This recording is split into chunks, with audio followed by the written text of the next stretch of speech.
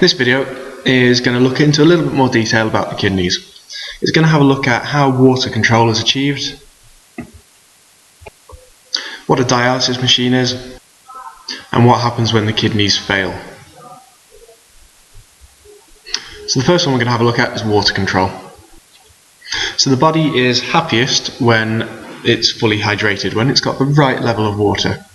Now the way this is detected is it's monitored by the brain. So brain monitors the water content, and then if there's too much or too little, it's adjusted by the antidiuretic hormone, ADH.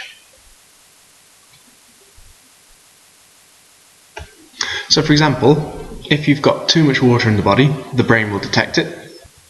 The pituitary gland releases less ADH, and the kidney will absorb less water. Therefore, more of it is expelled and excreted. Exactly the opposite happens when you haven't got enough water in the body. So firstly, the brain will detect the water loss. Secondly, more ADH will be released from the pituitary gland, and therefore the kidney will absorb more water to get more into the body. Okay, so the next one is going to have a look at what a dialysis machine is. If the kidney fails, then the body can't filter the blood. Now what this can mean is a build-up in concentration of urea and other things in the body that we don't need and we don't want, which can make you very ill. So a dialysis machine is used. So the first thing that happens is this machine is connected up to the body, and the blood from the patient comes in here. It will pass through the tube into the dialysis chamber.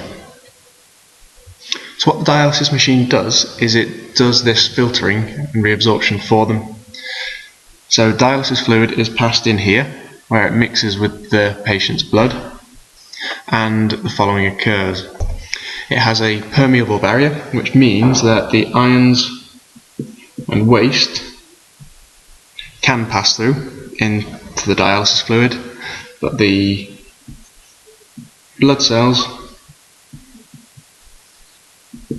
and the protein can't, which is exactly what you want. So the waste is removed in the dialysis fluid out here,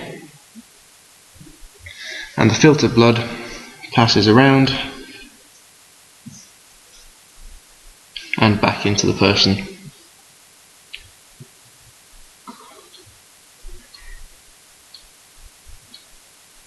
Okay, the final little bit of this video is going to have a look at what happens when the kidney fails and they need to have a transplant.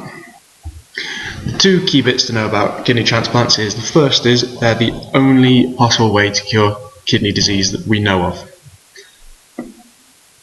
However, the issue is the kidney's got to match up very closely, otherwise the body will reject it.